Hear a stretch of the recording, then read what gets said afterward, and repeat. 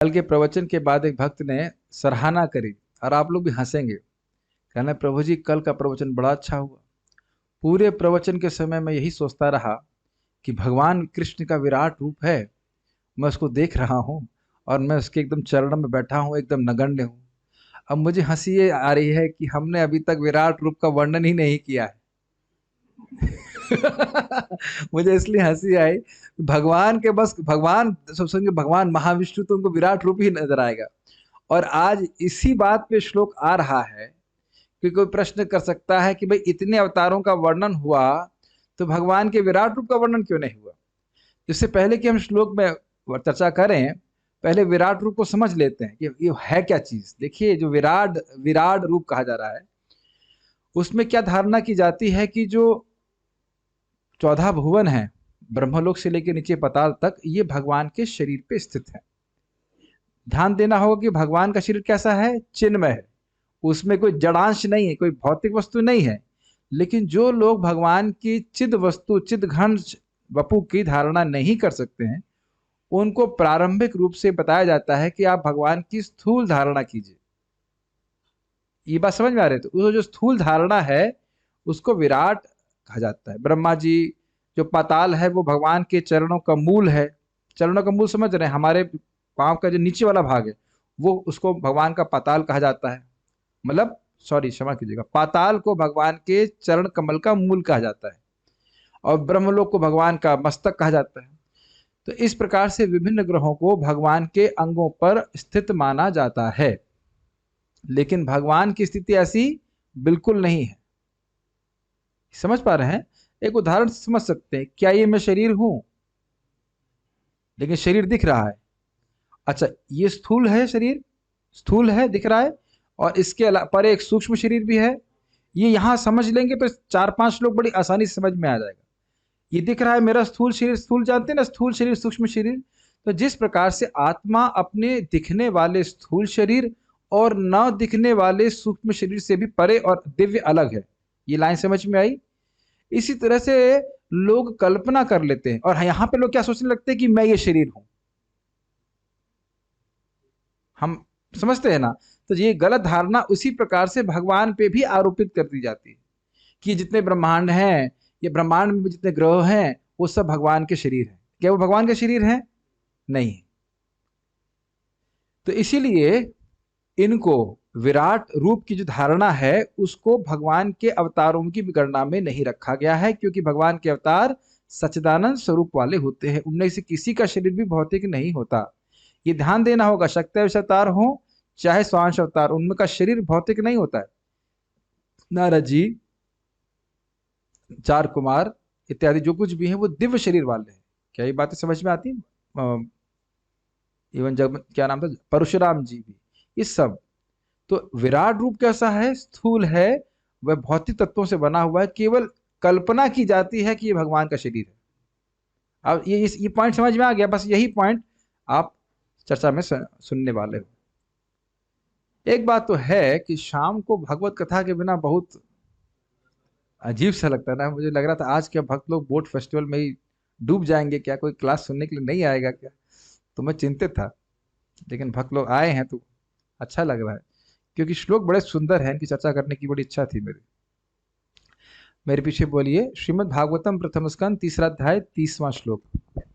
एतद् रूपं भगवतो एतद्रूपं भगवतो हि रूपस्य चिदात्मनः हीरूपस्य चिदात्मनः माया गुणैर्विरचितम् मायागुणैर्विरचितम् महदादिभिरात्मनि महदादिभिरात्मनि एतद् रूपं भगवतो एतद्रूपं भगवतो हि रूपस्य चिदात्मनः हीरूपस्य चिदात्मनः माया गुणैर्विरचितम् मायागुणैर्विरचितम् महदादिभिरात्मनि महदादिभिरात्मनि एतद् रूपं भगवतो एतद्रूपं भगवतो हीरूपस्य चिदात्मनः हीरूपस्य चिदात्मनः माया गुणैर्विरचितम् मायागुणैर्विरचितम् महदादिभिरात्मनि महदादिभिरात्मनि।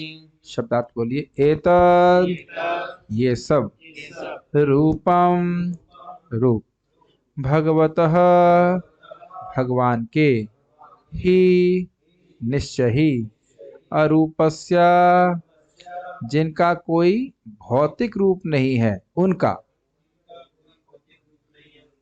चिदात्मना ब्रह्म के, माया भौतिक शक्ति माया, गुणै गुणों से, विरचितम निर्मित, महदादि भी पदार्थ के अवयवों से, आत्मनि आत्मा में।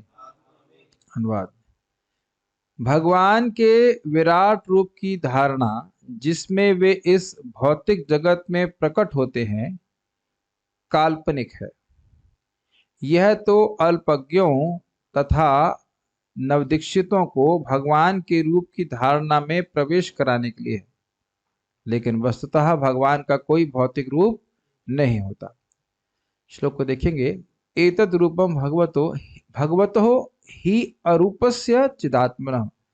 भगवान के गुण के बारे में, भगवान के विग्रह के बारे में क्या बता रहे हैं? भगवान का रूप जो है वो अरूपस्य, उनका कोई रूप नहीं। अब इसका अर्थ क्या है? एक मायावादी क्या, देखो क्या लिखा है, भगवतः ही अरूपस्य, ई मतलब निश्चय ही। आप देख रहे हैं क्या नाम है, शिवम प्रभु, शिवम भी नाम, आपका नाम क्या है? दोनों का नाम शिवम है, ठीक है, नामाभास हो रहा है, मैं इधर इंडिकेट कर रहा था, शिवम श्रीवास्तव प्रभु। आप देखिए कैसे एक श्लोक की व्याख्या मायावादी गड़बड़ करते हैं, सभी लोग देखिए। अब मैं 2 मिनट के लिए मायावादी बन जा रहा हूँ, 2 मिनट भी नहीं, केवल 2 सेकंड के लिए। एतद रूपम भगवतो ही अरूपस्य, देखो भगवान क्या लिखा है, भागवत का श्लोक लिखा है। आप भागवत मानते हो? भागवत में देखो क्या लिखा है, भगवत ही अरूपस्य, भगवान का कोई रूप ही नहीं है, चिदात्मन चिदानंद निर्विशेष निर्विकार ब्रह्म। लेकिन ये अर्थ नहीं प्रभुपाद जी दे रहे। क्या लिख रहे हैं? एतद रूपम भगवतो ही अरूपस्य, अरूपस्य अर्थ है प्राकृत रूप शून्य, उनका प्राकृत रूप नहीं है। इसका अर्थ यह नहीं है कि उनका अप्राकृत रूप नहीं है। ये बहुत इंपॉर्टेंट रूप से हमें समझना होगा, और इसीलिए कह रहे हैं चिद आत्मनः, उनका स्वरूप आत्मा, आत्मा का शरीर या स्वरूप भी कह सकते, कैसा है? चिदात्मक है, मतलब सच्चिदानंद विग्रह वाला है। 2 बात बोल रहे हैं, एक अरूप मतलब प्राकृत नहीं है, और दूसरा चिदात्मक है मतलब सच्चिदानंद स्वरूप है। भगवान के और भगवान के जितने भी अवतार हैं उनके जो शरीर हैं वो प्राकृत नहीं होते, और वह सच्चिदानंद होते हैं। ये क्लियर समझ में आ रहा है? एतद रूपम, ये जो रूप आप कह रहे हो विराट रूप, ये जो है माया गुणैर विरचितम, माया के गुणों के द्वारा रचित है, माइक है। माया के गुण मतलब रजगुण तमगुण सत्वगुण से बना हुआ है। कैसे बना हुआ है? महद आदि भी, महतत्व और अन्य जितने भी तत्व हैं, पृथ्वी जल वायु अग्नि आकाश इत्यादि से ये आत्मा में रचा गया है। अब इसका अर्थ क्या है? इसका अधिष्ठान इसके पीछे भगवान परमात्मा के रूप में है, पर भगवान अधिष्ठान के रूप में इस जगत में विद्यमान है। यह कह सकते हैं अधिष्ठान का मतलब वो स्थान जहां पे कोई वस्तु हो। अगर ये पूछा जाए कि ये प्रवचन कहाँ हो रहा है, तो आप क्या उत्तर देंगे? इस्कॉन गौशाला में हो रहा है। तो ये इस्कॉन गौशाला की जो पाठशाला कह लीजिए या जो भी है भागवत शाला कह लीजिए, उसमें क्लासरूम में ये कथा हो रही है, तो ये कथा ये क्लासरूम इस कथा का अधिष्ठान है। समझ में आ रहा है? अधिष्ठान कहाँ हो रहा है? अधिष्ठान कारक पढ़े हैं कि नहीं पढ़े हैं? सब भूल गए संस्कृत में? संस्कृत पढ़े नहीं? बिल्कुल नहीं पढ़े। 8वीं तक तो मैं भी पढ़ा हूं, तो इसलिए तो बोल रहा हूं। 7वीं विभक्ति भूल गए? कहां पे कार्य हो रहा है? आप लोग सुबह प्रसाद कहां खाते हो? कृष्ण हॉल। तो प्रसाद खाने का, प्रसाद ग्रहण करने का अधिष्ठान क्या हुआ? कृष्ण हॉल। कहां सोते हो? अपने रूम में। तो या बेड पे, जो बेड है या रूम है वह आपके सोने का अधिष्ठान हुआ। समझ में आ रहा है? तो ये पूरा जगत कहाँ रचा गया है? भगवान में ही रचा गया है।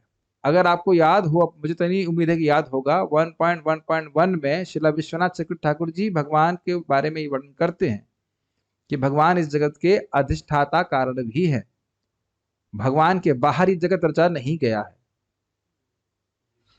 तो अब कुछ कुछ समझ में आ रहा है? अच्छा, ऐसे एक और तरह से समझ लीजिए, अगर मैं ये कहूं कि आत्मा के आधार पर ये स्थूल और सूक्ष्म शरीर माया द्वारा रचे गए हैं, तो आप मानेंगे ये बात? कुछ समझ में आ रहा है मैं क्या कह रहा हूं? मेरी आत्मा, मैं मेरे ऊपर ये स्थूल और सूक्ष्म शरीर बनाया गया है, कुछ ऐसा बोला जा सकता है? हाँ ना, हाँ हाँ हाँ हाँ ना ना। आत्मा के ऊपर ये सूक्ष्म और स्थूल शरीर आवरण के रूप में है कि नहीं? तो आत्मा इनका आधार है, ऐसा ऐसा मोटा समझिए। तो उस उसी, लेकिन ध्यान ये देना होगा कि हम इस स्थूल और सूक्ष्म शरीर में फंस जाते हैं, लेकिन ये जगत भगवान के ऊपर रचा गया है माया के द्वारा, लेकिन भगवान इससे निर्लिप्त रहते हैं, ये बात समझना होगा। इसीलिए हम कह रहे हैं महद आदि भी आत्मनि, भगवान में, परमात्मा में ये जगत बनाया गया है, भगवान से बाहर नहीं है। प्रभु जी बहुत फिलोसफिकल हो रहा है। हाँ, तो मैंने कब कहा कि इसमें स्टोरी सुनाऊंगा? मैंने तो नहीं कहा स्टोरी सुनाएंगे। श्रीमद् भागवत में है ही पीएचडी। लेकिन हाँ, एक बात है कि भगवान में जो मति लगती है और वो जो आपको आध्यात्म, जो आपको अंडरस्टैंडिंग होती है, हमें समझ में आ रहा है, वो अंडरस्टैंडिंग आध्यात्मिक है। ये समझ पा रहे हैं? ये जो विराट रूप है, जो सोच लिया जाता है कि ये जो ब्रह्मांड के विभिन्न ग्रह हैं, ये सब भगवान के अंग हैं, ये खाली सोचा जा रहा है, ये भगवान के ऊपर सोचा जा रहा है, भगवान पे एक आरोपण है। हे भगवान, लोगों के चेहरे बड़े दुखी लग रहे हैं। कल्पना की जा रही है, जैसे जैसे देखा जाए तो हमारे ऊपर भी एक कल्पना ही की जा रही है कि हम ये शरीर हैं। ये भी एक प्रकार का आरोपण ही है कि नहीं? हम शरीर तो है नहीं।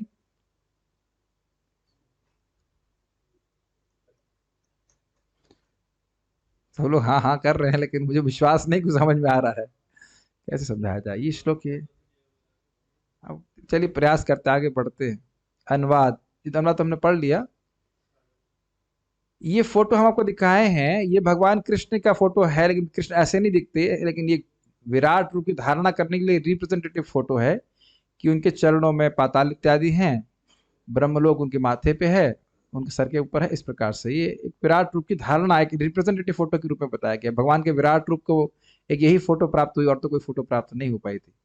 विराट रूप जिस तरह से आप देख रहे हो भगवत गीता वाला, थोड़ा वो अलग है। यहाँ विराट रूप की धारणा की जा रही है कि जो ब्रह्मलोक है वो भगवान का मस्तक है, और जो भगवान के चरण का जो चरण है वो पाताल इत्यादि है। लेकिन भगवान का रूप कैसा है? अरूपस्य, प्राकृत रूप रहित है और चिदात्मक है, आध्यात्मिक उनका विग्रह है। तो इसलिए वस्तुतः जो ब्रह्मांड के ग्रह हैं वो भगवान के रूप नहीं है, लेकिन जो भगवान के आध्यात्मिक रूप की धारणा नहीं कर सकता है, उसके लिए इस प्रकार की धारणा दी जाती है। कम से कम वो भगवान के बारे में कुछ स्मरण करना तो सीखे, इसके द्वारा वह आगे शुद्ध होगा। ठीक है, कर्तव्य बुद्धि से हम आगे बढ़ जाते हैं। मुझे नहीं लग रहा है कुछ मैं कुछ भी समझा पा रहा हूं।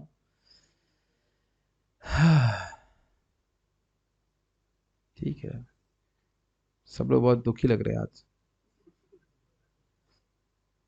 खुश नहीं लग रहा है कोई आज। आज तो बोट फेस्टिवल था, प्रभु जी कोई लीला वीला सुनाते आप राधा कृष्ण की।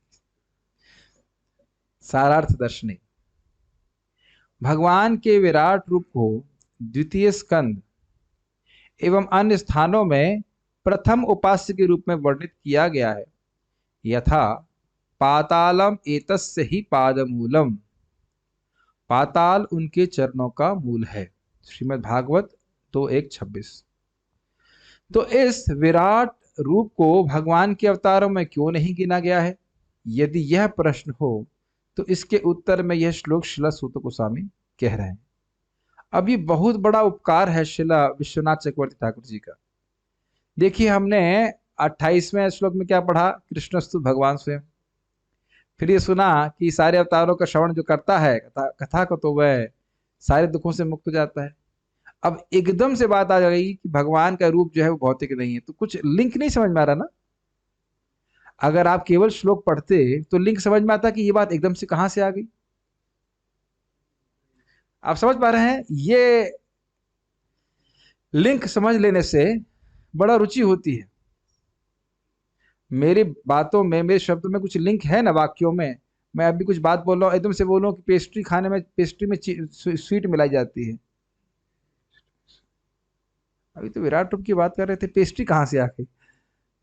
तो कुछ लिंक नहीं बनेगा ना। उसके बाद मैं कहूँ आज हमको बल्ब रिपेयर कराना है, कल हम कुएं में पानी भरेंगे, तो आप कुछ लिंक नहीं बना पाएंगे ना कि ये जो एक दो वाक्य बोले जा रहे हैं इनका लिंक क्या है, आपको रुचि नहीं होगी ऐसी बात सुनने में। तो ये बहुत बड़ा उपकार है आचार्यों का कि वो इस प्रकार से लिंक बनाते हैं, तो हमें समझ में आता है कि श्लोक रखा क्यों गया है। देन हम हमारा संबंध बनता है श्लोक से। आप समझ पा रहे होंगे, आप ये लिंक समझ पा रहे हैं, लिंक समझेंगे तो बहुत रुचि होगी। भगवान का जो विराट रूप है वो इतना बड़ा रूप है, उसको भगवान के अवतारों में क्यों नहीं गिना गया? अगर कोई ये प्रश्न करे तो इस पे श्लोक कह रहे हैं इसलिए नहीं गिना गया क्योंकि भगवान के जो अवतार हैं उनका जो स्वरूप है वह सच्चिदानंदमय होता है, लेकिन विराट रूप भौतिक है, तो ये तो केवल एक धारणा मात्र है, कल्पना मात्र है। जो लोग भगवान के सच्चिदानंद स्वरूप की धारणा नहीं कर सकते उनको ऐसा कहा जाता है करने, ताकि वो कम से कम वहां से क्रमशः शुद्ध हो सके। शिवम श्रीवास्तव प्रभु, आप बहुत परेशान लग रहे हैं। नहीं समझ आ रहा। ठीक।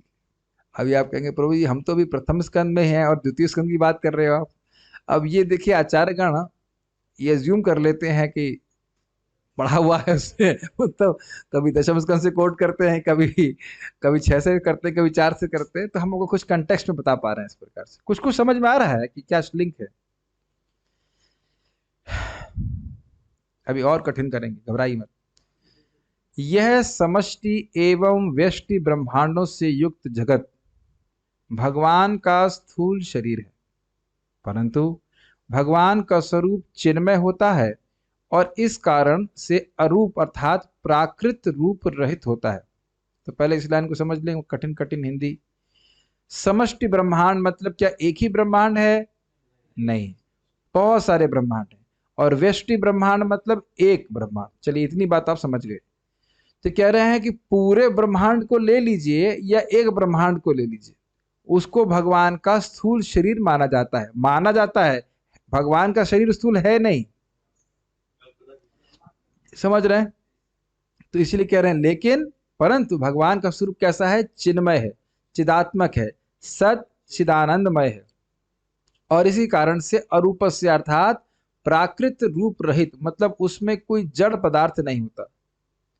इतना समझ रहे हैं कि हमारे शरीर में जड़ ही जड़ है और जड़ के अलावा कुछ नहीं है, और चिन्मय अंश बहुत कम है। क्या इस वाक्य को समझ पा रहे हैं?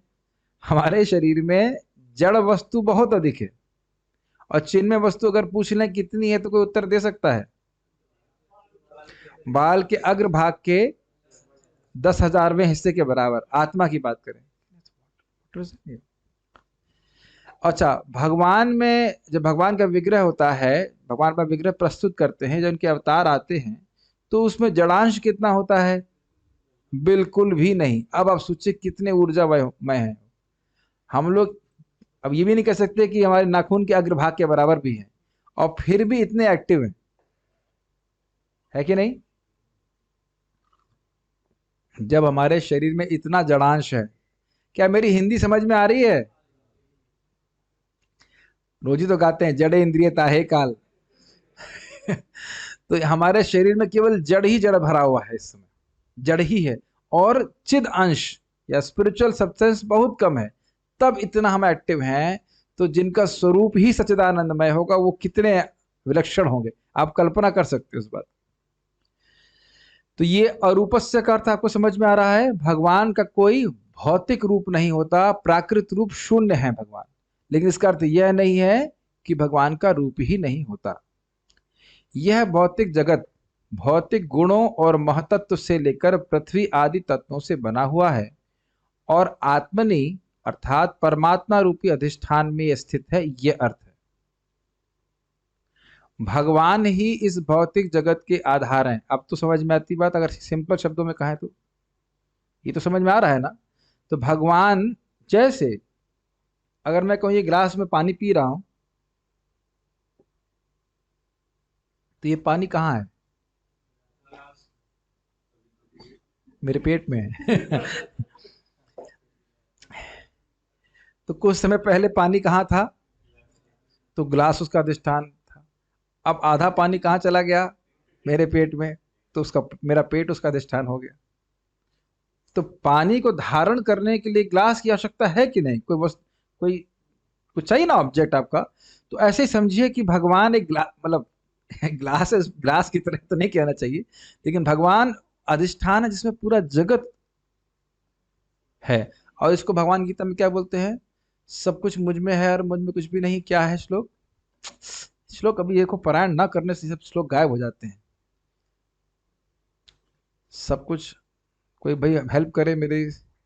9वें अध्याय में भगवान क्या बोलते हैं? हरे कृष्णा 5। अरे हरे कृष्णा 5 क्या होता है? 9वें अध्याय में भगवान बोलते हैं ना, 9वें में बोलते हैं कि अहम सर्वस्व, तो 10वां में चला जाएगा। खैर जो भी याद नहीं आ रहा है कि मुझ में सब कुछ है और मैं सब कुछ के अंदर हूं, लेकिन फिर भी मुझ में मस्थानी सर्वभूतानी नाचमते शवस्थिता, उसके पहले वाला क्या है? लेकिन ये भी है, मस्थानी सर्वभूतानी, सभी को, सारे जीवित जितने भी भूत हैं वो सब मुझ में ही हैं। ना चाहम तेषु अवस्थिता, फिर भी मैं उनमें नहीं हूं। उसका पहली लाइन याद नहीं आ रही है। तो आप समझ सकते हैं कि भगवान स्वयं भगवद गीता में बोल रहे हैं कि सभी कुछ भगवान में ही स्थित है। न च मस्थानी भूतानी। अरे आप आगे वाला भाग बता रहे हैं, शुरुआत कैसे होती है? शुरुआत ऐसे नहीं होती। शुरुआत क्या होती है? श्लोक की शुरुआत कैसे होती है? बोलिए बोलिए पूरा श्लोक। इसके पहले वाला, इसके पहले वाला। मया ततम, माया नहीं, मया ततम इदम सर्वम जगत अव्यक्त मूर्तिना मस्थानि सर्वभूतानि नाचम नाचहम तेषु अवस्थितः। तो सब बोल रहे ना, भगवान सभी कुछ मेरे अंदर ही है, स्पष्ट गीता में बोल रहे हैं। लेकिन फिर भी भगवान वो कह रहे हैं नहीं, फिर भी मेरे अंदर कुछ भी नहीं है। वो भी एक अद्भुत बात है। लेकिन है, भगवान ही आधार है जिसपे पूरा जगत सृष्ट है। लेकिन अद्भुत बात यह है कि ये ग्लास इस पानी से गीला हुआ है। यस, पानी ग्लास में है, तो ये ग्लास पानी को स्पर्श करता है। लेकिन भगवान में वस्तु में पूरा जगत है, लेकिन भगवान इस जगत से हमेशा अस्पृश्य रहते हैं। ये भगवान का बड़ा अद्भुत गुण है। आपने सुना था ना, सामीप्य और नियामक का संबंध है भगवान का। भगवान प्रकृति के गुणों के समीप में रहते हैं और उसे स्पर्श नहीं करते, दूर से ही नियमन करते हैं। ये भगवान का अद्भुत अचिंत्य ऐश्वर्य है। ओके, इसलिए इस माइक रूपी विराट रूप को विशुद्ध सत्व रूप मत्स्य कूर्म आदि अवतारों के मध्य नहीं रखा गया है। क्लियर, समझ में आ गया? विराट रूप किसी को समझ में आ रहा है? थोड़ा थोड़ा आ रहा है। जो 14 भुवन हैं उनको भगवान के शरीर के अंगों के बारे की तरह कल्पना की जाती है, लेकिन क्या भगवान के शरीर भौतिक है? नहीं है। इसीलिए विराट रूप को अवतारों की श्रेणी में नहीं रखा गया। और भगवान के अवतार कैसे होते हैं? सच्चिदानंदमय होते हैं। तात्पर्य, भगवान के नाना अवतारों के साथ साथ उनके विश्व रूप या विराट रूप की धारणा का उल्लेख नहीं किया गया है, क्योंकि ऊपर बताए गए भगवान के सारे अवतार दिव्य हैं और उनके शरीरों में भौतिकता का रंच मात्र भी स्पर्श नहीं है। अब तो प्रभुपाद जी का तात्पर्य आप लोग को एकदम मतलब एकदम स्पष्ट समझ में आ रहा होगा। उनके शरीर तथा आत्मा में कोई अंतर नहीं होता, जैसा कि बद्धजीव में होता है। ये बात समझ में आती है? देह देही विभेदोयम न विद्यते ईश्वरे क्वचित। देह और देही का भेद कदापि कभी भी ईश्वर में, भगवान में नहीं होता। अब ये समझना बहुत जरूरी है, क्योंकि एक बार एक भक्त ने पूछा कि क्या भगवान चेतन महाप्रभु अपना देह त्याग करके जगन्नाथ जी में लीन हो गए? इसमें क्या गलती देख रहे हैं? क्या गलती देख रहे हैं इस प्रश्न में? देह त्यागना। तो क्या भगवान, आप आगे आके बैठ जाओ, क्या भगवान को देह त्यागने की आवश्यकता होती है? भाई देह त्यागने की आवश्यकता उसकी होती है जिसमें देह और देही का भेद हो। भगवान तिरोहित कर लेते हैं अपने स्वरूप को, अंतर ध्यान हो जाते हैं, लेकिन इस प्रकार से देह त्याग नहीं करते। ये बहुत महत्वपूर्ण बात है। नहीं तो प्राय लोग इस प्रकार के वीडियो बनाते रहते हैं, कृष्ण की मृत्यु कैसे हुई, कृष्ण को किसने मारा, कृष्ण का हत्यारा कौन। ऐसे करके वो उपन्यास बना सकते हैं, वीडियो बना सकते हैं, लेकिन इन सभी चीजों से कहाँ जाएंगे वो, किसी न एक नरक में जरूर जाएंगे, क्योंकि भगवान की इस प्रकार से निंदा करने वाला व्यक्ति निश्चित नरक में गिरने वाला है। ठीक है, ये एक बहुत महत्वपूर्ण बात है और इसको हम अपनी भौतिक बुद्धि से समझ नहीं सकते हैं। इसी को भगवान ने 5वें स्कंद में कहा है, इदम शरीरम मम दुर्विभाव्यम। देखिए शब्द कितने गंभीरता से प्रयोग किए गए हैं। इदम शरीरम, भगवान शब्द का प्रयोग कर रहे हैं इदम शरीरम, ऐसे लग रहा है कि उनका शरीर उनसे अलग है। ये जो मेरा शरीर है, इदम शरीरम मम, मम इदम शरीरम, जो ये मेरा शरीर है, तो यहां लग रहा है कि भगवान भेद दिख रहा है। तो कहते हैं ना, मम दुर्विभाव्य, ये जो मेरा शरीर है ये दुर्विभाव है, ये समझ में नहीं आता। तो देखने में लग रहा है कि वो शरीर है और वह भी, भगवान भी शरीरी है और शरीर को धारण करने वाले हैं, लेकिन ऐसा है नहीं। उनके शरीर में या विग्रह में कोई भी जड़ांश नहीं है, पूरी तरह से चिन्मय सत्ता है।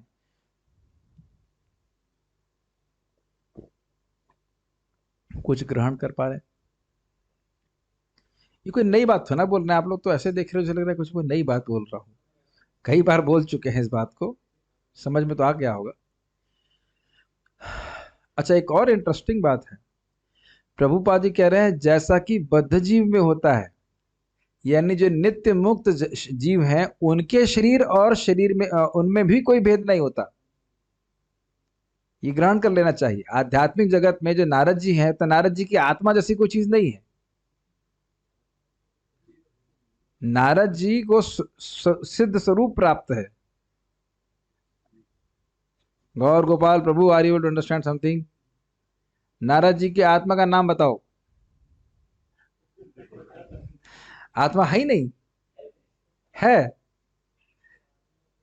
अंकित प्रभु, नारद जी की आत्मा कहाँ रहती है? क्या उत्तर है?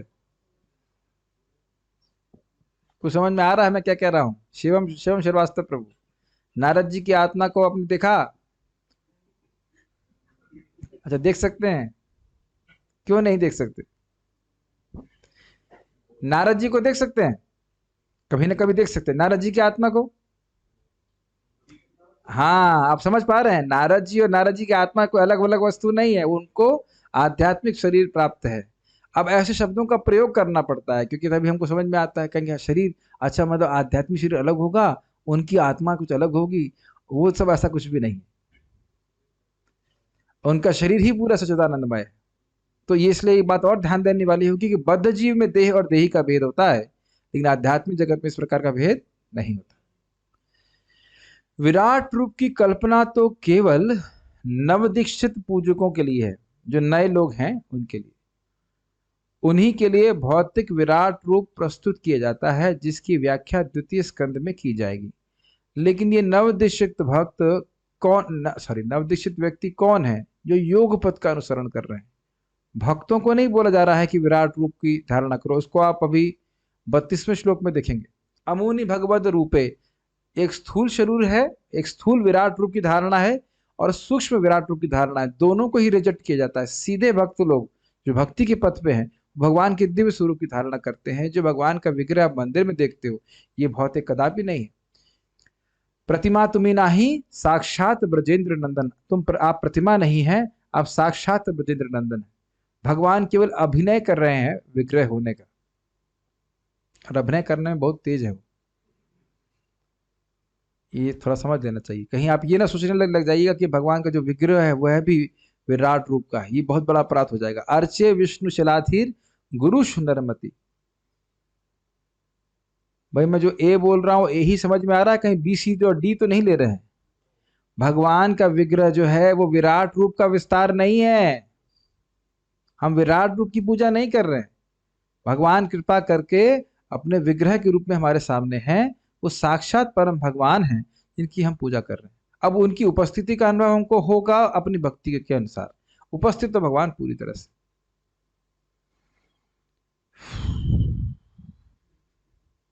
जैसे शिला रघुनाथ दास गोस्वामी को जब महाप्रभु ने गिरिराज शिला दिया था, तो उस गिरिराज शिला में उनको साक्षात श्याम सुंदर के दर्शन होते थे।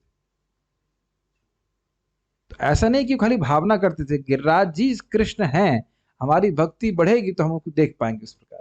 ये समझ रहे हैं, विराट रूप की धारणा नहीं करना चाहिए भगवान के विग्रह के ऊपर। मैं ये संभावना लेकर के एक्सप्लेन कर रहा हूँ कि कहीं कोई ये ना सोचने लग जाए कि नवदीक्षित भक्त मतलब नवदीक्षित जो डिवोशनल लाइन में नहीं, जो योग अभ्यास करते हैं उनकी लोग ऐसी धारणा की। प्रभुपाद जी हम लोग कभी कहे हैं विराट रूप की धारणा करने के लिए?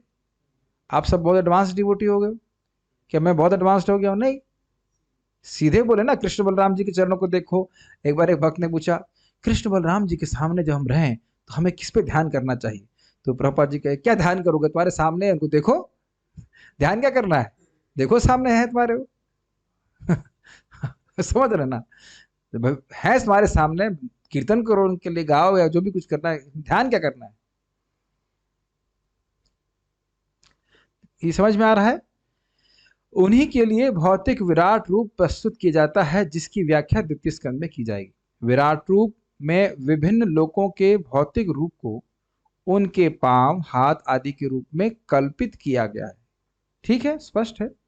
वस्तुतः ऐसे सब वर्णन नवदीक्षितों के लिए होते हैं। वे पदार्थ से आगे कुछ भी नहीं सोच पाते।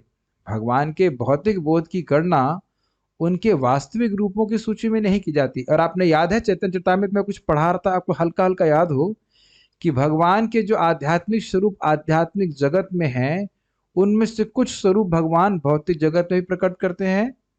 मुझे नहीं लग रहा कि किसी ने ध्यान दिया होगा, लेकिन चैतन्य चरितामृत में 20वें अध्याय की जो हम चर्चा कर रहे थे, प्रभाव विलास, वैभव विलास इत्यादि में, तो ये भी बात आई थी कि भगवान के कुछ आध्यात्मिक स्वरूप जो आध्यात्मिक जगत में रहते हैं, वह अपने आप को विग्रह के रूप में भौतिक जगत में भी विस्तारित करते हैं। जैसे मथुरा में केशव जी हैं और नीलाचल में जगन्नाथ जी, ये साक्षात सच्चिदानंद स्वरूप हैं। भले हमको वो ऐसा लग रहा है कि वो भौतिक तत्वों से बने हैं। आप प्लीज, मैं इसको यहाँ ठहर के समझा रहा हूं, भगवान का विग्रह जो मंदिर में है वह सच्चिदानंद है, वह विराट रूप की तरह भौतिक नहीं है। क्या ये बात घुस रही है हमारे दिमाग में? आप जान रहे हैं ना कितनी बार विग्रह भगवान की बात करते हैं भक्तों से। वो तो हमारी अयोग्यता है कि हम भगवान को समझ नहीं पा रहे। Does it make sense? ये प्लीज समझ लीजिएगा, भगवान का विग्रह कभी भी भौतिक नहीं मानना चाहिए। हम कल्पना नहीं कर रहे हैं कि वो भगवान है, वो हैं वहां पे। आपको कल्पना करने की जरूरत नहीं है। अब भाई जिसका भाव है वो माने, ऐसा नहीं है, वो हैं। अब तुम अंधे हो अलग बात है, मैं भौतिकतावादी लोगों की बात कर रहा हूं।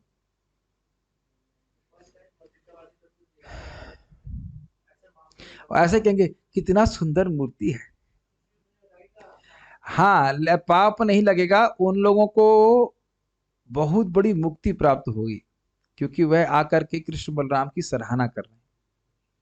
आगे जाकर के ये लोग जब बार बार आएंगे, बार बार आएंगे, कीर्तन श्रवण करेंगे, तो किसी तरह से करते करते कोई पुस्तक लेंगे, फिर भक्तों का संग करेंगे और फिर आगे जाकर के भक्त बन जाएंगे। मंदिर में प्रवेश करने मात्र से व्यक्ति मुक्त हो जाता है। तो वो भगवान का धाम है, भगवान का स्थान है। भगवान इस बात को भागवत में कहते हैं, मम निकेत तो निर्गुण, मेरा जो घर है वह तो निर्गुण है।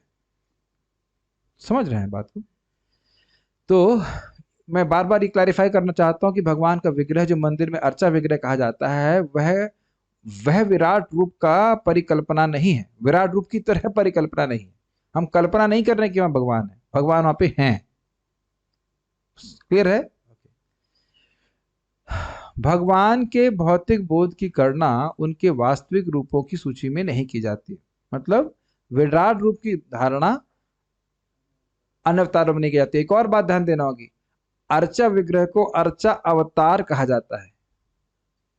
बहुत प्लीज ध्यानपूर्वक सुनिए, क्यों अर्चा अवतार कहते हैं? क्योंकि भगवान जानते हैं कि मेरा भक्त अभी सीधे मेरे को नहीं देख सकता है, तो भगवान भौतिक तत्वों से बने हुए मूर्ति में अवतरित होते हैं। शब्द ध्यानपूर्वक सुनिए, अवतरित होते हैं। भक्त कल्पना नहीं कर रहा है कि यहाँ पे भगवान है, भगवान अवतरित होते हैं। कुछ ग्रहण कर रहे हैं दोनों बातों में?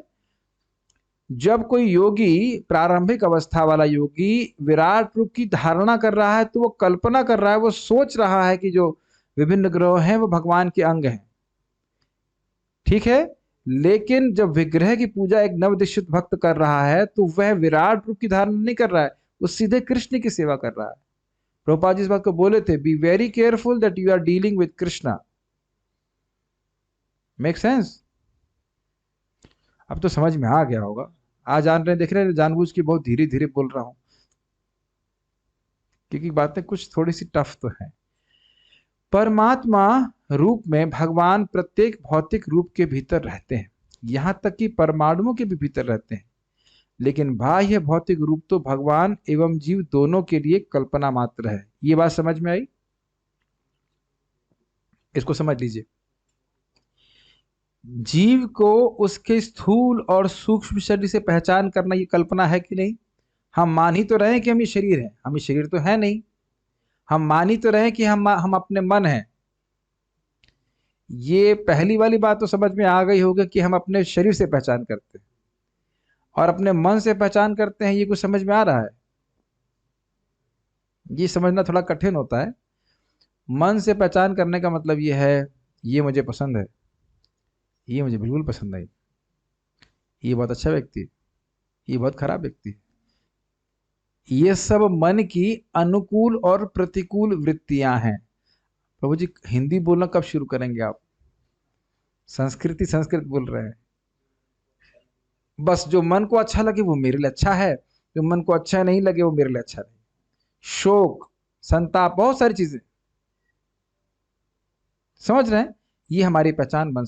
मैं कितना सुखी हूं, मैं कितना धनवान हो गया, मेरे को कितना फायदा हो गया, ये सारी भावनाएं मन में ही तो उदित होती हैं। इसका आत्मा से क्या संबंध है? कोई संबंध नहीं। तो ये सब भी हमारी एक कल्पना है। अच्छा, उसी प्रकार से भगवान में ये धारणा करना कि ये विराट रूप, ये भौतिक जो रूप है, ये जो जितने भी ग्रह इत्यादि है भगवान का स्वरूप है, वह भी उसी प्रकार से काल्पनिक है जैसे हम लोग अपने को अपना स्थूल शरीर मान लेते हैं। और इसी प्रकार से विराट रूप का एक सूक्ष्म धारणा भी है, वह भी उसी तरह से है जैसे कि हमारा सूक्ष्म शरीर है। लेकिन अंतर यह है कि हम अपनी पहचान स्थूल और सूक्ष्म शरीर से करते हैं, लेकिन भगवान कभी अपनी पहचान इस जगत से नहीं करते। सर में दर्द हो रहा है क्या? नसें तो नहीं फूल रही हैं आपके? कुछ ठंडा तेल लगाए, कुछ समझ में आ रहा है?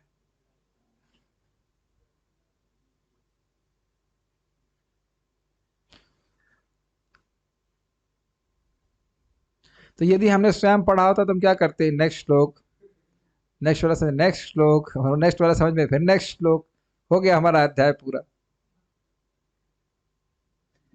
बद्ध जीवों के वर्तमान स्वरूप भी वास्तविक नहीं है, ये तो स्पष्ट है। ये मेरा शरीर क्या वास्तविक शरीर है मेरा?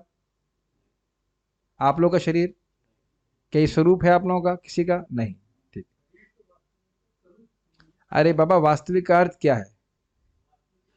बद्ध जीवों के वर्तमान स्वरूप भी वास्तविक नहीं है। क्या स्वरूप हमारा इस समय दिख रहा है आपको? वर्तमान स्वरूप क्या लिखा है देखिए। बद्ध जीवों के वर्तमान स्वरूप भी वास्तविक नहीं है। जिस रूप में आप दिख रहे हैं, आप समझ, वर्तमान शब्द रखा गया है। जिस रूप में आप दिख रहे हैं, आप बुढ़े हैं? नहीं नहीं, बिल्कुल नहीं। लेकिन हम लोग मान लेते हैं कि हम बुढ़े हैं, है कि नहीं? उम्र कितनी है? 38 साल। 38 साल। गीता का श्लोक भूल गए? न जायते म्रियते वा कदाचित नायम भूत्वा भविता वा न भूय। इसीलिए जो गंभीर भक्त हैं उनको अपनी दैहिक धारणा को कम करने के लिए अगर करना चाहते हैं तो बहुत सादा जीवन जीना चाहिए। आप देखना अपने जीवन में, जब मैं किसी व्यक्ति विशेष पर कटाक्ष नहीं कर रहा हूं, ये एक प्रिंसिपल है, आप सोच लीजिएगा। जब सादा कपड़ा पहनते हैं तो उतना ध्यान नहीं देते कि हमें कौन देख रहा है, लेकिन बहुत खर्चा करके विशेष ड्रेस क्यों पहनते हैं? ताकि कोई नहीं देखे हमको,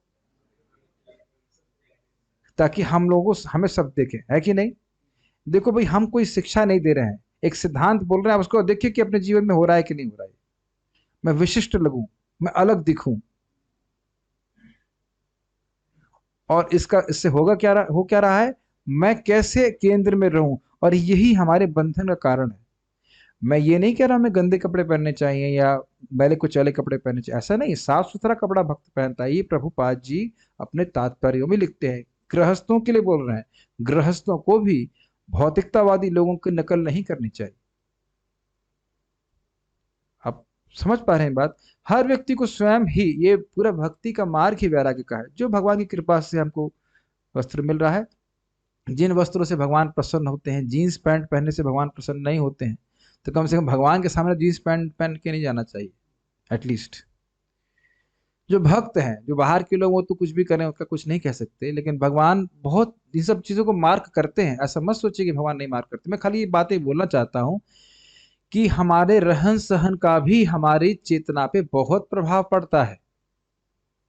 तो हमारी ये जो हम हैं तो नहीं वास्तविक रूप से शरीर, लेकिन अपने आप को शरीर मानने जरूर लगते हैं जब हम इस प्रकार के दिखावे में पड़ते हैं। निष्कर्ष यह है कि भगवान के विराट रूप की धारणा काल्पनिक है। भगवान तथा जीव दोनों ही जीवंत आत्मा है और उनका मूल शरीर आध्यात्मिक चिन्मय है। ये सुन करके हमारे हृदय में इच्छा नहीं आती कि कब वो दिन आएगा जब मुझे मेरा स्पिरिचुअल शरीर प्राप्त होगा। इस शरीर को कितना कितना सेवा करनी पड़ती है इससे, तब जाके कुछ थोड़ी बहुत सेवा भगवान के लिए कर पाते। तो खैर जो भी हो, आप ये समझ गए कि भगवान के विराट रूप को यहाँ पे क्यों नहीं रखा गया, क्योंकि वह माइक है और भगवान के अन्य जितने भी अवतारों का वर्णन हुआ वह चिन्मय शरीर वाले हैं, वो सच्चिदानंद शरीर वाले हैं, मत्स्य कूर्म आदि जो भी कुछ भी है, तो इसलिए यहाँ पे रखा नहीं गया। अब इसको एक उदाहरण से समझा रहे हैं कि किस प्रकार से लोग कल्पना करते हैं। देखिए, यथा नभसि मेघौ गो वसि मेघो गौ रेणुर्वा पार्थिवो निले रेणुर्वा पार्थिवो अनिले एवं दृष्टरि दृश्यत्वम् एवं दृष्टरिदृश्यत्वम् आरोपितम् अबुद्धिभिः आरोपितम् अबुद्धिभिः यथा नभसि मेघौ अच्छे से नहीं आया।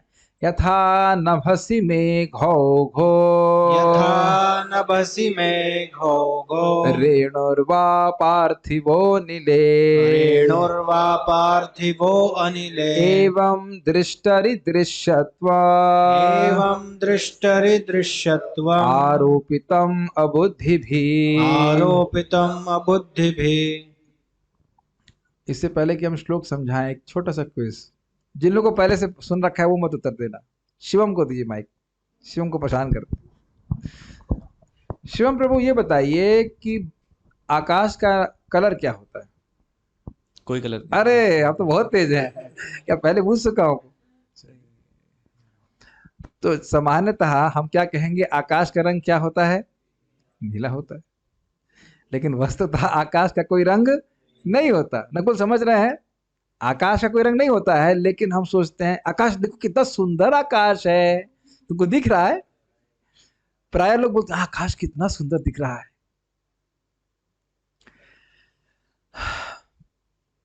आज तो वायु बहुत गंदी हो गई है, धूल धूल भर गया है। तो कह रहे हैं यथा नभसि मेघौ, मेघ अघ, मेघ अघौ का मेघ ओघ का अर्थ है, ओघ मतलब समूह और मेघ मतलब बादल। तो जिस प्रकार से नभ मतलब आकाश में जब बादल छा जाते हैं तो हम देखते बादल को हैं, लेकिन सोचते हैं हम आकाश देख रहे हैं। कुछ समझ में आ रहा है? एकदम स्पष्ट उदाहरण है ना, बड़ा सुंदर उदाहरण सुध गोस्वामी पाद दे रहे हैं। फिर कह रहे हैं रेणुर्वा, वा मतलब अथवा, रेणु मतलब धूली, पार्थिव, पार्थिव मतलब पृथ्वी का, तो पृथ्वी के कण हैं धूली कण, और अनिले हो गए वायु। तो वायु तो दिखती नहीं, हमें दिखते क्या है? पृथ्वी के कण। तो हम देखते हैं आंधी बड़ी तेज चल रही है, आंधी पृथ्वी के कणों को उड़ा रही है और वो कण हमको तेजी से उड़ते हुए दिखते हैं। और आप क्या सोचते हो, क्या तेज आंधी चल रही है? आंधी दिख रही है आपको? ठीक, ये दो उदाहरण समझ में आके बड़ा सुंदर उदाहरण है। कोई कठिनाई है उदाहरणों को समझने में? नहीं। एवं दृष्टरि, दृष्टरि मतलब वो भगवान जो देखने वाले हैं, जो देखते हैं, जो नियमन करते हैं। दृश्यत्वम आरोपितम, जो जगत दिख रहा है और नियमित हो रहा है उसके गुणों का आरोपण भगवान के ऊपर कर दिया जाता है, अबुद्ध भी, जिनके पास बुद्धि नहीं है उनके द्वारा। पहले पिछले श्लोक में क्या सीखा आपने कि भगवान के विराट रूप की धारणा भगवान के ऊपर कर दी जाती है। तो दिख क्या रहा है? विराट रूप, ये ब्रह्मांड इत्यादि दिख रहा है या ग्रह दिख रहे हैं? भगवान दिख रहे हैं कि नहीं दिख रहे हैं? भगवान नहीं दिख रहे। तो कह रहे हैं कि जिस भगवान दिख नहीं रहे हैं और जो दिख रहा है उसको जो नहीं दिख रहे हैं उसके ऊपर आरोपित किया जा रहा है।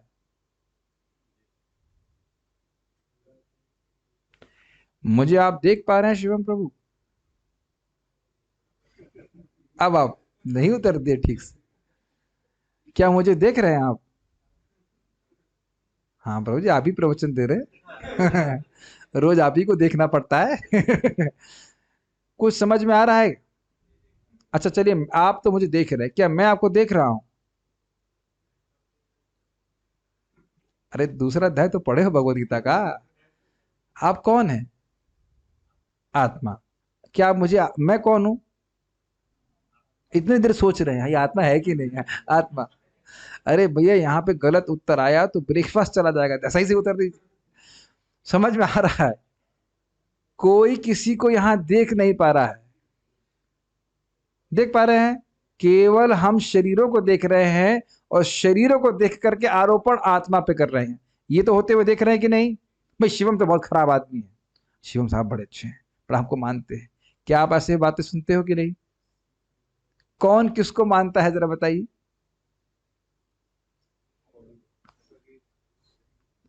देख रहे हैं कितना भयंकर अज्ञान है हमारा। हम अपने पे ही आरोपण कर रहे हैं और दूसरों पे भी आरोपण कर रहे हैं। क्या लगता है अमरनाथ प्रभु?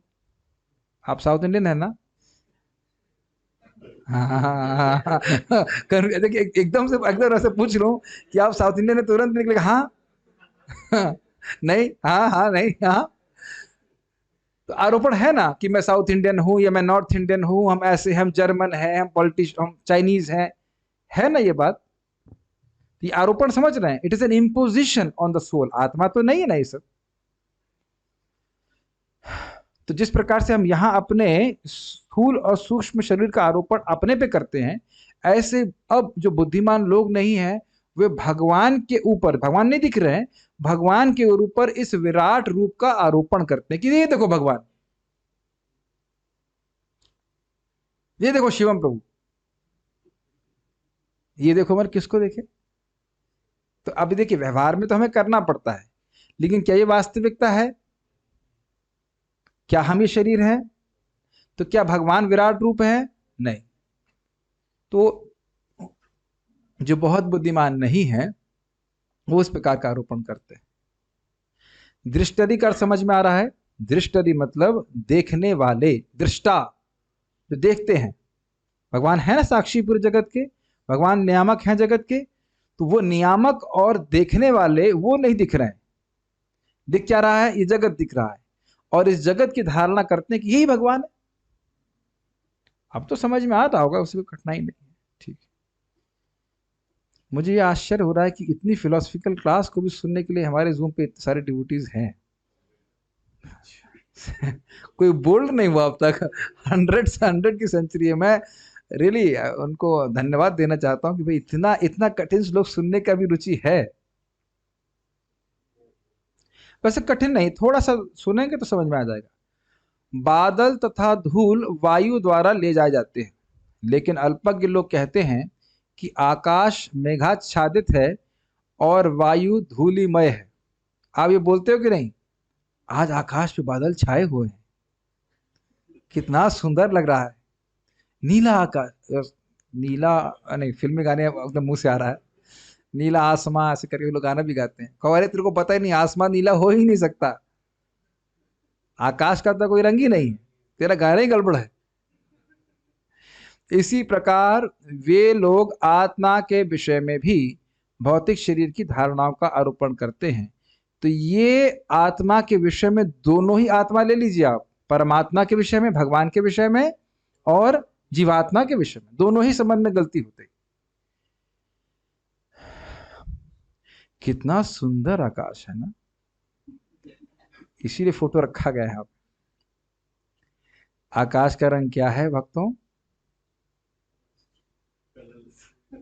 आप कहेंगे प्रभु जी आंखें नहीं है क्या आपकी? दिख रहा है ना ब्लू, दिख रहा है कि नहीं? दिख रहा है ना ब्लू? अब आप बताइए क्या ये बात कोई समझ पाएगा? व्हाइट।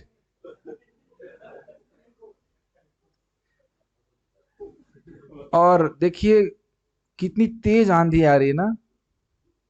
दिख रहा है ना आपको आंधी आते हुए? क्या दिख रहा है आपको? धूल दिख रही, इसलिए जानबूझ करके फोटो रखी गई। ठीक है, स्पष्ट समझ में आ रहा होगा। और आकाश नीला तो है नहीं, लेकिन जरूर मेघ से ढक गया है ना, बीच बीच में तो स्थान खाली है। तभी समझ सकते हैं कि आकाश पूरी तरह से निर्लिप्त है, वह इन सब चीजों को, इन गुणों को कभी स्वीकार नहीं करता।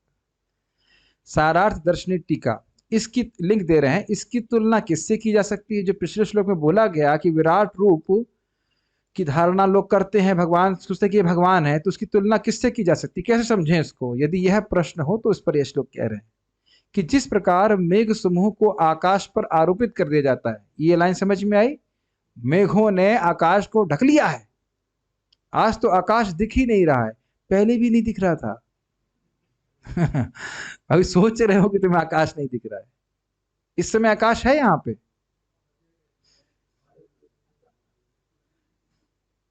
यहां आकाश है इस रूम में? शिव प्रभु कह रहे नहीं, आकाश मतलब स्पेस, तो कहां नहीं है? हाथ फंस गए, गलत। कठिन कठिन प्रश्न कर रहे हैं। और पृथ्वी के विकार धूलि कणों को वायु पर आरोपित कर दिया जाता है, तो आप समझ रहे होंगे। उसी प्रकार इस विराट रूप को भगवान पर आरोपित कर दिया जाता है, इंपोज कर दिया जाता है कि विराट रूप ही भगवान है। देखो ये भगवान, यह वैसा ही है जैसे मंच पर स्थित व्यक्ति को मंच कह दिया जाता है। इसमें एक नोट दिया गया है, कभी कभी यह कह दिया जाता है कि मंच से वक्तव्य आया है। ये सुना है इस तरह के प्रयोग आपने? या कभी कहते हैं हम लोग मैनेजमेंट में, the chair must speak, chair must speak, chair को कहना चाहिए। इसका क्या अर्थ है भाई? कुर्सी कुछ बोलती है क्या? कुर्सी कोई निर्णय प्रस्तुत करती है? इस ये आप कभी सेंटेंस सुने इस तरह का, द चेयर मस्ट स्पीक? या आपने कभी यहां भी सुना होगा कि India has met, India has spoken the statements against Pakistan. सुन, ये तो न्यूज़पेपर छपता ही रहता है कि भारत ने पाकिस्तान को दो टूक जवाब दिया। तो जवाब देने वाला एक व्यक्ति है, लेकिन उसके ऊपर पूरे भारत का आरोपण कर दिया गया। नहीं समझ में आ रहा है?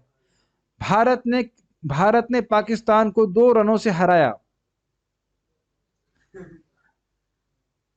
ग्रहण कर पाने आरोपण, 11 इधर लोग खेल रहे थे, 11 लोग उधर खेल रहे थे, कुछ गेंद इधर से उधर हो गई, वो भी एक आरोपण है कि कोई गेंद इधर से उधर हो गई तो आप हार गए, ये टीम ये लोग जीत गए, ये लोग हार गए।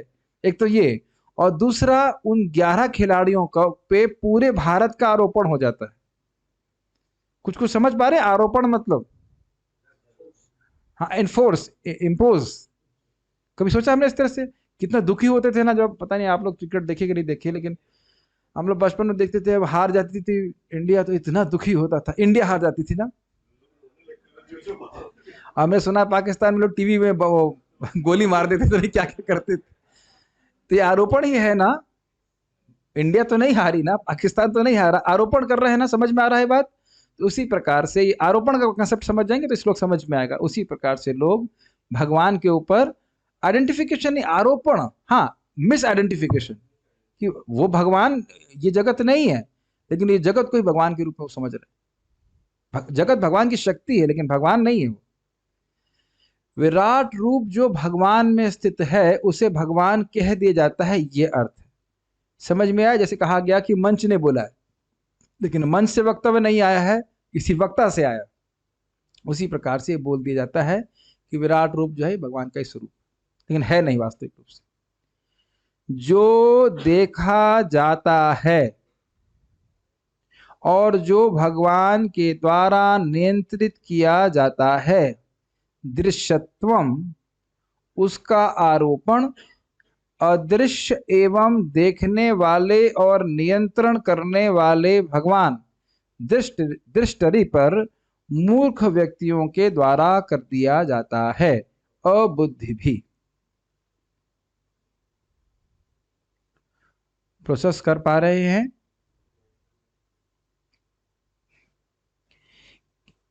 आपको इस जगत में क्या दिखाई पड़ता है?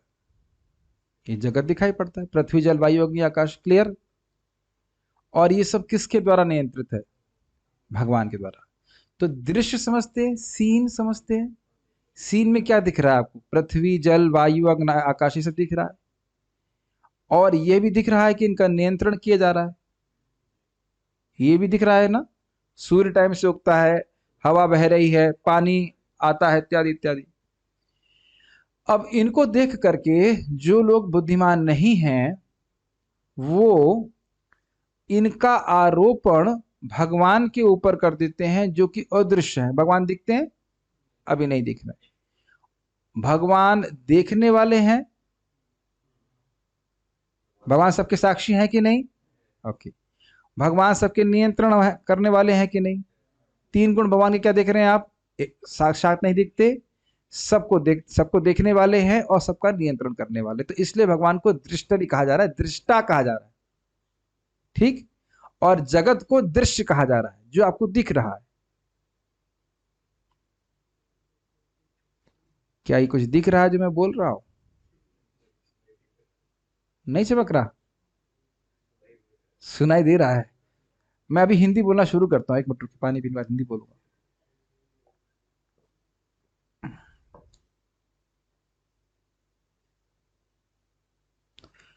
सुनील प्रभु, आप मेरा प्रवचन सुन रहे हैं? मेरे प्रवचन का अनुभव कर रहे हैं? आप अनुभव कर रहे हैं? और मैं क्या सोच रहा हूं, जो मैं जिसको देख रहा हूं वो अनुभव कर रहा है। मुझे क्या दिख रहा है? आपका शरीर दिख रहा है, शरीर दिख रहा है ना, आप दिख रहे हो। आप शरीर के नियामक हो कि नहीं? एक दृष्टि से। और भगवान आपके हृदय में बैठे, वो तो नियामक है कि नहीं? क्या उनको देख पा रहा हूं? तो भगवान को तो हम बिल्कुल ही नहीं देख पा रहे, ठीक है। और आत्मा का भी हम अनुभव कर रहे हैं कि आप एक विलक्षण व्यक्ति हो, मैं आपकी तरफ देख रहा हूं और आप मेरी तरफ देख रहे हैं, और मैं वेबकैम की तरफ देख रहा हूं, तो क्या ये मेरी तरफ देख रहा है? मेरे प्यारी जीवात्माओं मुझे महाराज जी बोलते हैं, आपको अंतर समझ में आ रहा है जीवात्मा और मृत में? शिवम प्रभु, आपको तो मेरी प्रवचन नहीं समझ में आ रहा है। माय डियर वेबकैम, आप तो बहुत इंटेलिजेंट हो, आपको समझ में आ रहा है कुछ? इसे कुछ भी समझ में आ रहा है क्या? इसको ये समझ में आ रहा है कि कुछ भी समझ में नहीं आ रहा है?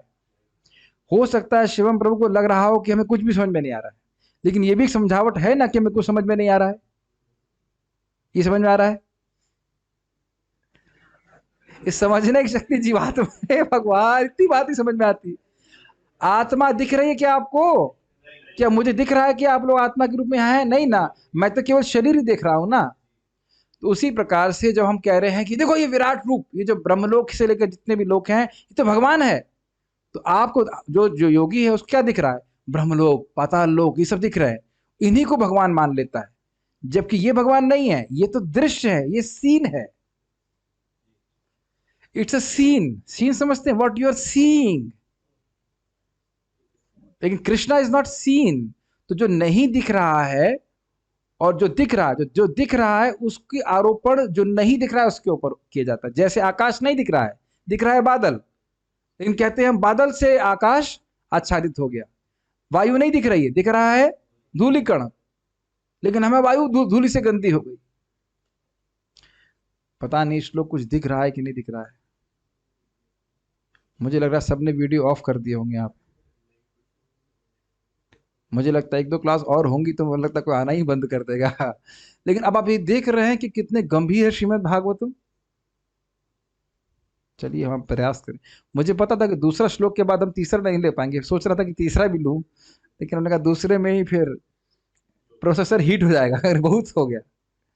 चलिए, तो धीरे धीरे समझ में आता है। यद्यपि आकाश और वायु अदृश्य होते हैं, परंतु फिर भी हम आकाश को नीला और वायु को धूल से युक्त देखते हैं।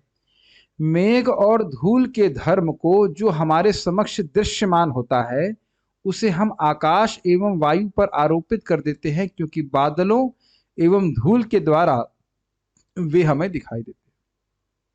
कैसे भाई? आकाश में बादल है तो बादल कहीं स्थित है ना, आकाश नहीं देख पा रहे हैं लेकिन उसका अधिष्ठान है आकाश, तो बादल दिख रहा है लेकिन हम वहां आकाश है। जैसे मैंने पूछा कि यहाँ आकाश है तो सहज उत्तर क्या है? नहीं, यहाँ आकाश नहीं है। आकाश हर जगह है लेकिन एक भावना बन गई कि आकाश तो ऊपर ही है। देखो आकाश की तरफ देखो, आकाश आकाश तो यहाँ भी, नीचे भी है, इधर भी है, उधर भी है, ऊपर ही क्यों देखे? अब समझ में आ रहा है? जब भी मैं कहूंगा लुक एट द स्काई, ऊपर दिखेंगे, है कि नहीं? Is not the sky around you and inside you also? आकाश तत्व तो अंदर बाहर ऊपर नीचे सब जगह है। अगर कहें आकाश की तरफ देखो तो आदमी तुरंत ऊपर दिखेगा, तो ऊपर क्या दिख रहा है उसको? बादल। अब ग्रहण कर रहे हैं ना? दिख रहा है बादल, लेकिन उसके गुण को हम आकाश पे आरोपित कर रहे हैं। दुख आपको दिखाई पड़ रही है धूल, लेकिन हम कहते हैं देखो आंधी चल रही, आंधी चल रही। चलते हुए कौन दिख रहा है आपको? धूल ही दिख रही। अब समझ में आ रहा है? उम्मीद है कि समझ में आ रहा होगा। पढ़ लीजिएगा एक बार थोड़ा सा और समझ में आ जाएगा। अर्थ यह है कि भगवान जो इस जगत के रूप में दृश्यमान है, उनकी उपासना प्रारंभिक अवस्था में योगी जन विराट रूप में करते हैं। मतलब वह भगवान को सीधे नहीं देख पाते, तो विराट रूप में जिससे हम भगवान की धारणा कर रहे हैं, धीरे धीरे करके वह शुद्ध होते हैं, फिर आगे जाकर भगवान की स्फूर्ति उनको समझ मतलब होती है, आगे प्रगति करते। तात्पर्य यहां पर आगे और पुष्टि की गई है कि हम उन भगवान को अपने भौतिक नेत्रों तथा इंद्रियों से नहीं देख सकते जो पूर्ण रूप से आत्मा है। यहां तक कि हम जीवों के भौतिक शरीर में विद्यमान आध्यात्मिक स्फुलिंग तक की पहचान नहीं कर पाते। यही चर्चा कर रहे थे, हम एक दूसरे को नहीं देख पाते हैं। हम शरीर के बाह्य आवरण या जीव के सूक्ष्म मन की तलाश तो करते हैं, लेकिन हम शरीर के भीतर का आध्यात्मिक स्फुलिंग नहीं देख पाते। अच्छा ये बताइए कि क्या आप अपने स्थूल शरीर को देख पाते हो या नहीं देख पाते हो? स्पष्ट देख रहे हैं। क्या आप अपने सूक्ष्म शरीर का भी अनुभव कर पाते हैं कि नहीं? स्पेशली जब के समय करते होंगे आप, प्रभु जी मन में ये आ रहा है, वो आ रहा है, ऐसा आ रहा है, ऐसा वैसा, तब हम थोड़ा अपने मन को देखने का प्रयास करते हैं। तो ये दोनों तो दिखते हैं लेकिन आत्मा को नहीं देख पाते हैं। ठीक, अतएव हमें जीव के स्थूल शरीर की उपस्थिति के कारण जीव की उस उपस्थिति स्वीकार नहीं पड़ती है। इसी प्रकार जो लोग भगवान का दर्शन अपने वर्तमान भौतिक नेत्रों से या भौतिक इंद्रियों से करना चाहते हैं, उन्हें विराट रूप का ध्यान करने की सलाह दी जाती है। यश प्रभु, अनीश प्रभु कहां बैठे हैं? अनीश प्रभु अभी कहां बैठे हैं? आप समझ गए? मैं इनसे पूछूंगा कि अनीश प्रभु कहां बैठेंगे, तो यहां बैठे हैं। तो यहां हमको ये व्यवहार में करना भी पड़ता है कि हाँ अनीश प्रभु यहां बैठे, लेकिन अनीश प्रभु को तो हम नहीं देख पा रहे हैं। क्लियर? लेकिन अब व्यवहार में तो बताना पड़ेगा ना, ये यहां बैठे, यहां बैठे, ऐसे करके। तो अब जो व्यक्ति सीधे भगवान को नहीं देख सकता है, उसको बोला था देखो ये विराट रूप है, ये जो ब्रह्मांड, जितने ब्रह्मांड के ग्रह है यही भगवान है। तो वहां से वह भगवान को देखना शुरू कर पाता है। कुछ कुछ समझ में आ रहा है? हम आप लोग कठिनाई इसलिए हो रही है क्योंकि हम लोग का ये प्रोसेस नहीं है। हम लोग विराट रूप की धारणा नहीं करते हैं, लेकिन जिन लोगों को ऐसे थोड़े स्थूल धारणा है तो उनके लिए फिर विराट रूप की धारणा करें, फिर आगे प्रगति करेंगे। दूसरे उसको द्वितीय स्कंद में आप देखने वाले। उदाहरणार्थ जब कोई व्यक्ति अपने कार में बैठकर कहीं जाता है जिसे आसानी से देखा जा सकता है, तो उस कार की पहचान उसमें बैठे व्यक्ति से की जाती है। जब राष्ट्रपति अपने विशिष्ट कार में बैठकर कहीं जाता है तो हम कहते हैं वह रहा राष्ट्रपति। उस समय हम कार की पहचान राष्ट्रपति के साथ करते हैं। ये उदाहरण मैं अभी ऑलमोस्ट सेम उदाहरण में दे रहा था, और ये आप होते हुए देखते भी है कि राष्ट्रपति या प्रधानमंत्री की जो कारें होती हैं उसका क्या होता है, जखीरा बोलते हैं, जखीरा रहता है, उसमें बहुत सारी कारें होती हैं और ये नहीं पता चलता है कि राष्ट्रपति कौन सी कार में बैठे हैं या भारत के प्रधानमंत्री कौन सी कार में बैठे हैं। ये तो आप जानते हैं, तो समान सी बात। क्यों करते हैं? वो जानते हैं सिक्योरिटी रीजंस की वजह से। तो आप तुरंत देखते हो, जब उस काफिले को, जखीरे को देखते हो तो कहते हैं हाँ देखो प्रधानमंत्री जा रहे हैं, लेकिन प्रधानमंत्री आपको नहीं दिख रहा। तो यही प्रभात बोल रहे हैं कि जो दिख रहा है उसका आरोपण जो नहीं दिख रहा है उसके ऊपर कर दिया जाता है। उस समय हम कार्य की पहचान राष्ट्रपति के साथ करते हैं। इसी प्रकार उन अल्पज्ञ व्यक्तियों को जो बिना जरूरी योग्यता के ईश्वर का तुरंत दर्शन करना चाहते हैं, उन्हें ऐसा दिखाया जाता है कि विशालकाय भौतिक ब्रह्मांड भगवान का रूप है, यद्यपि भगवान भीतर तथा बाहर सर्वत्र है। क्लियर? वो देखो आकाश ऊपर लेकिन आकाश तो हमारे पेट के अंदर भी है कि नहीं? और हम सारे हम भी आकाश के अंदर ही हैं। ये बात प्रभुपाद कर रहे हैं। इस प्रसंग में आकाश के बादल तथा आकाश की नीलिमा का उदाहरण दिया जा सकता है। यद्यपि आकाश की नीलिमा तथा आकाश भिन्न भिन्न है, किंतु हम आकाश के रंग को नीला समझते हैं, परंतु यह तो केवल अल्पज्ञ की सामान्य धारणा है। तो समझ में आ रहा है? अब कल के श्लोक में भगवान ने अगर चाहा तो कल ये बात हो जाएगी कि ये तो एक विराट रूप की स्थूल धारणा है, लेकिन एक विराट की सूक्ष्म धारणा है और वह भी भगवान नहीं है। जैसे हमारा स्थूल शरीर हम नहीं है और हमारा सूक्ष्म शरीर भी हम नहीं है, उसी प्रकार से विराट रूप की धारणा सूक्ष्म रूप से भी की जाती है जिसकी कोई रूप नहीं है। जैसे यहाँ आपने देखा ना, उनके हाथ, उनके जो मुख है वो ब्रह्मलोक है इत्यादि धारणा की जाती है, लेकिन ऐसे रूप की भी धारणा की करते हैं, विराट रूप के सूक्ष्म रूप की धारणा जिसके हाथ और पैर इत्यादि नहीं है, लेकिन वह भी भगवान नहीं है। तो उसके बारे में हम कल सुनेंगे। कोई प्रश्न है तो मैं एक बार देख लेता हूं।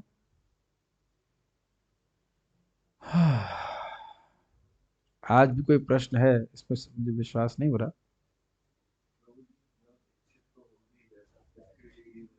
नारद और उनके शरीर में कोई अंतर नहीं है। हाँ नहीं है। नव दीक्षित तो हम भी हैं, तो किसके लिए ये विराट रूप है? मैंने समझाया था कि ये नव दीक्षित भक्त योग ही है, योग पथ का जो अनुसरण करते हैं उनको इस प्रकार की ध्यान करने के लिए बोला गया है। हम लोग सीधे हरे कृष्ण मंत्र में ध्यान करते हैं, और हरे कृष्ण मंत्र को बोलना और श्रवण करना ये सीधे राधा कृष्ण के ऊपर ध्यान करने के समान है। प्रभुपाद जी इसको भगवान कृष्ण के 61वां चैप्टर है कृष्ण बुक का 61, जिसमें भगवान कृष्ण की दिनचर्या का वर्णन है।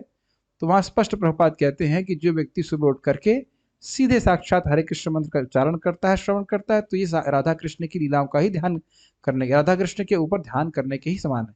क्योंकि कृष्ण पूर्ण वपुषे नमो नमः, भगवान कृष्ण से पूरी तरह से अभिन्न है भगवान का नाम। और इसीलिए आप समझ सकते हो, महसूस भी कर सकते हो कि एक दिव्य सुख का अनुभव भक्तों को नाम उच्चारण बड़ी गंभीरता से करने के द्वारा होता है। तो भौतिक बिल्कुल है ही नहीं। भौतिक होता तो सुख कैसे मिलता बताइए? आध्यात्मिक।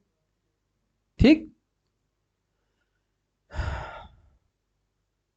इतना ज्ञान देते हैं, इतना ज्ञान देते हो आप, कभी कभी मोहित हो जाते हैं। अरे ज्ञान आपको मोहित करने के लिए नहीं है, मोह से बाहर निकालने के लिए। ऐसा लगता है कि समझ भी आ रहा है और नहीं भी।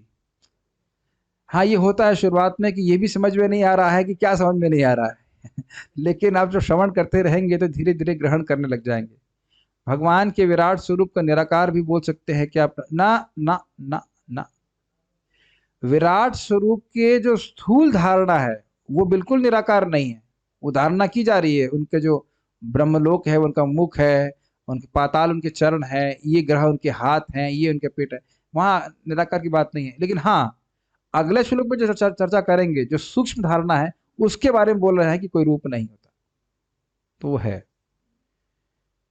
जैसे रिक्शे वाले को भी लोग रिक्शा बोल करके भी संबोधन करते हैं। हाँ ये पहचान करने वाली बात है। कोई रोड पर कार में टक्कर लगा दे तो हम बोलते हैं हमको क्यों मारा। हाँ ये बहुत अच्छा बात है। ये होता है, अपनी पहचान अपने कार से कर लेते हैं।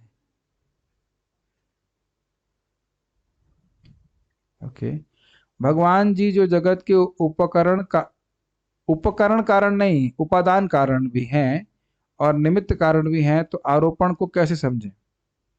अच्छा प्रश्न है। भगवान इस जगत के उपादान कारण है, मतलब इस जगत की जो भी वस्तु है वह भगवान से आई है, लेकिन भगवान इससे पृथक है। जैसे गाय से गोबर भी आया है, ठीक, तो अगर गोबर इकट्ठा कर लिया और उसका वजन गाय के बराबर हो गया तो आप कहेंगे हाँ अब हमारे घर में एक नई गाय आई है नहीं कह सकते ना। तो गाय ही अपने एक रूप में गोबर के रूप में परिणत हुई है, लेकिन फिर भी गाय गोबर नहीं है, ये ग्रहण कर रहे हैं। तो ये जगत का जो उपादान कारण है वो माया है, और क्योंकि भगवान की शक्ति है माया, इसलिए भगवान ये कह सकते हैं कि भगवान इस जगत के रूप में है, लेकिन ये जगत भगवान नहीं है। ये सब बातें आगे और भी क्लियर होंगी, और हमने प्रथम स्कंद के प्रथम श्लोक में बहुत चर्चा किया था इस पे। भगवान की शक्ति भगवान से अभिन्न है, इस और ये जो जगत है वो माया के द्वारा उत्पन्न हुआ है उपादान कारण के रूप में। उपादान कारण क्या है जगत का? प्रधान, ठीक है। लेकिन क्या प्रधान भगवान की शक्ति है? यस। लेकिन क्या भगवान प्रधान है? हैं भी और नहीं भी, क्योंकि वो भगवान की शक्ति है इसलिए उससे अभिन्न है, लेकिन फिर भी भगवान का स्वरूप कैसा है? सच्चिदानंद। यही तो सुन रहे हैं हम अभी, ठीक है। और निमित्त कारण है तो भगवान की इच्छा से होता है, भगवान की काल शक्ति से कार्य होता है, लेकिन फिर भी भगवान जड़ नहीं है। काल शक्ति जड़ है लेकिन भगवान जड़ नहीं है।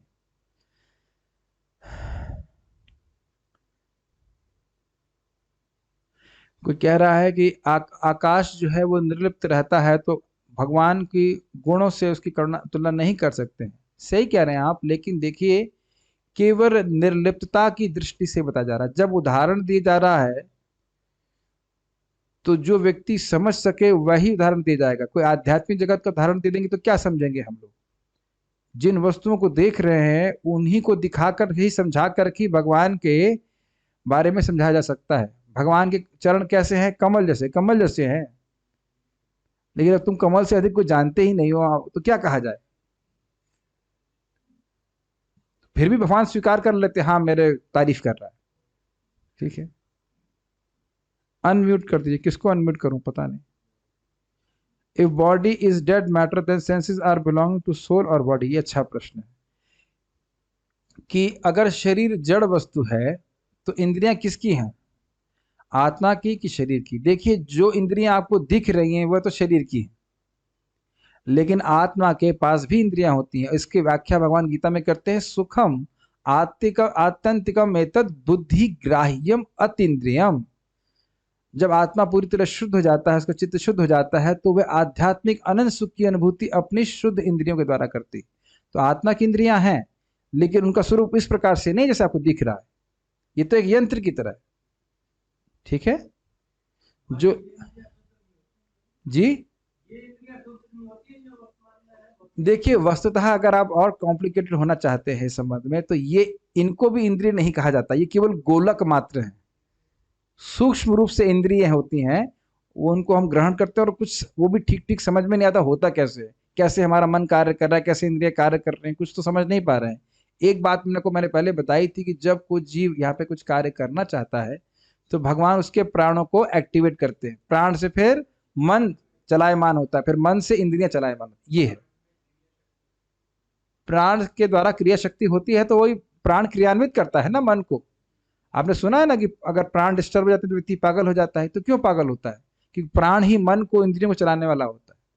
तो ऐसे समझ लेना चाहिए। लेकिन फिर भी जब बोल रहे हैं इच्छा करता है, आप सभी जानते हैं इस बात को कि प्रभुपाद इस बात को भक्ति वृक्ष वाले में भी हम कई बार समझा चुके हैं इस बात को कि आत्मा की इंद्रियां होती हैं, क्योंकि हमारा एक स्वरूप है, हमारा स्वरूप है, तुम्हारी इंद्रियां भी हैं, स्वाभाविक सी बात है। तो लेकिन वो इंद्रियां आत्मा की इंद्रियां, और ये जो इंद्रियां हैं ये सब शरीर की इंद्रियां, जिसके द्वारा हम भोग प्राप्त करने का प्रयास करते हैं। जो लोग बोलते हैं सब कुछ भगवान ही है, ये सिद्धांत भगवान सर्वत्र है, इससे कैसे भिन्न? भगवान सब जगह हैं, इसमें तो कोई दिक्कत ही नहीं। भगवान परमात्मा के रूप में सब जगह हैं, और भगवान सब कुछ भगवान ही है ये नहीं, भगवान सभी कुछ के रूप में है, क्योंकि सभी कुछ भगवान की शक्ति है। लेकिन भगवान सच्चिदानंद है। भगवान बोलते ना, भूमि रापो नलो वायु खम मनो बुद्धिरेवचा अहंकारम इतियम में भिन्ना प्रकृतिर अष्टधा। तो ये जो भौतिक वस्तुएं हैं ये भगवान की शक्ति हैं। तो शक्ति शक्तिर्मयोर अभेद, भगवान की शक्ति और भगवान में अभेद होता है, लेकिन फिर भी शक्तिमान नहीं है। ये जगत भगवान से भिन्न इसलिए है क्योंकि भगवान के समान ये कॉन्शियस सचेत नहीं है, समझ रहे हैं। लेकिन ये भगवान की शक्ति है, इसलिए भगवान की से इसका भेद भी है, क्योंकि भगवान पे आश्रित है। Material senses belong to material body in spiritual पढ़ चुके हैं। हम आत्मा हैं लेकिन सुख दुख तो शरीर ही भोगता है, इसलिए शरीर का भी महत्व है। अच्छा, आप पता नहीं आप किसी न किसी दाह संस्कार में तो गए होंगे ना, गए हैं परशुराम प्रभु? तो अगर शरीर को दुख होता है तो उस शरीर को हम क्यों दुख देते हैं जला जला करके, और फिर कीर्तन भी करते हैं हरे कृष्णा। मान लीजिए किसी को जीवित अवस्था में इस प्रकार से बांध के लिया जाए और बोला जाए राम नाम सत्य है, तो कितना डरेगा बेचारा वो। तो आप बताइए कि क्या शरीर को दुख होता है? शरीर तो पहले से जड़ है। तो आत्मा जब अपनी पहचान इस शरीर से करती है और वो होता है मिथ्या अहंकार के कारण, तो उस मिथ्या अहंकार के कारण हम अपने जगत, अपने शरीर के परिवर्तनों से अपनी पहचान करते हैं। समझ रहे हैं? जैसे स्वप्न में हमें लगता है कि कुछ हो गया, बहुत नुकसान हो गया हमारा, बहुत पैसा मिल गया, खुश भी हो जाते हैं, कभी दुखी हो जाते हैं। उनका आपके वास्तविक जीवन से कोई संबंध है? लेकिन जब तक स्वप्न देख रहे तब तक आप नहीं कह सकते कि संबंध नहीं है। आज रात मेरी नींद 1 बजे खुल गई, पता नहीं अजीब सा सपना आया था कि कोई मेरा बाएं हाथ से खून निकाल रहा है, क्या कर रहा है। कुछ भी नहीं, फालतू का सपना आया, मैं घबरा गया, कौन खून निकाल रहा है, कुछ नहीं, अरे कुछ भी नहीं था, लेकिन स्वप्न में तो यही दिख रहा है ना, कोई खून निकाल रहा है। तो कोई भी डरेगा। आप कह रहे मैं खून निकालने से डरूंगा, आप नहीं डरेंगी खून निकालने से?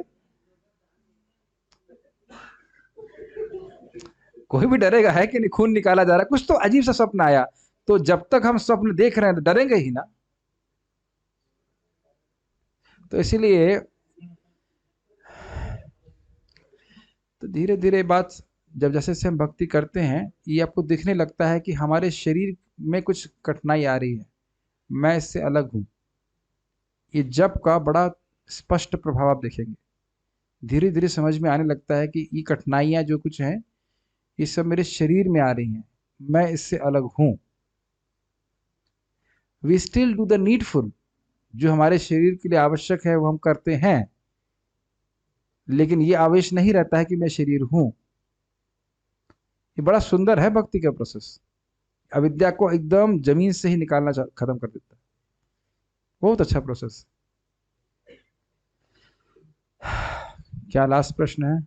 Paramhans devotees like Prabhupada also used to be able to control what dream he want to see. Is this also a stage after bhakti and japa? हरे कृष्णा। चलिए ठीक है, हम लोग पारायण कर लेते हैं, फिर आप लोग को छोड़ दिया जाएगा। आपको अभी भी छोड़ दिया जा रहा है।